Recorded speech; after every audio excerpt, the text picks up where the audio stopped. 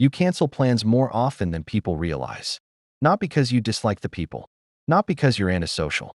Sometimes you even look forward to the idea of seeing someone until the moment actually comes.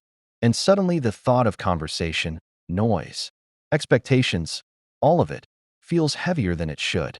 So you stay home instead. You sit in silence. You scroll, think, or just exist without anyone asking anything from you. From the outside, it can look like isolation, like you're pushing the world away. But psychologically, something very different may be happening. Because people who choose solitude usually aren't avoiding life. They're protecting something inside their mind. And if you've always felt more comfortable alone than most people seem to, there's usually a reason your brain learned that preference. First, it's important to understand something simple.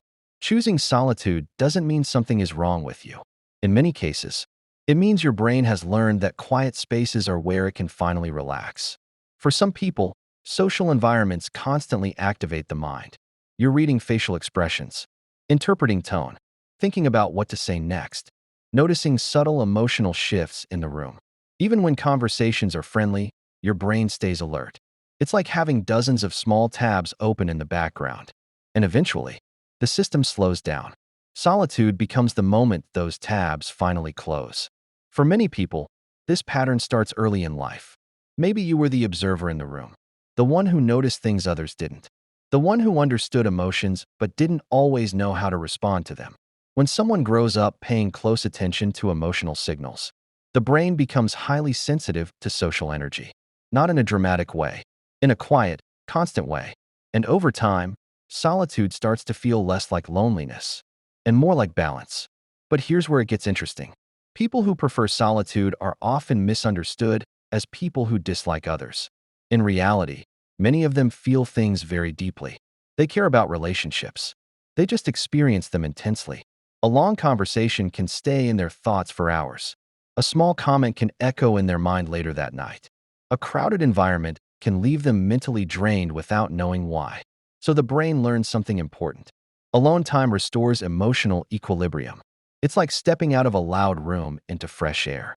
There's another psychological layer to this. Solitude gives the mind control over its environment. In social spaces, there are unpredictable variables. Other people's moods, unexpected questions, unspoken expectations. But when you're alone, the nervous system shifts. The environment becomes stable, predictable, quiet. For a brain that constantly processes information, that stability feels incredibly safe. As people grow older, this relationship with solitude often evolves.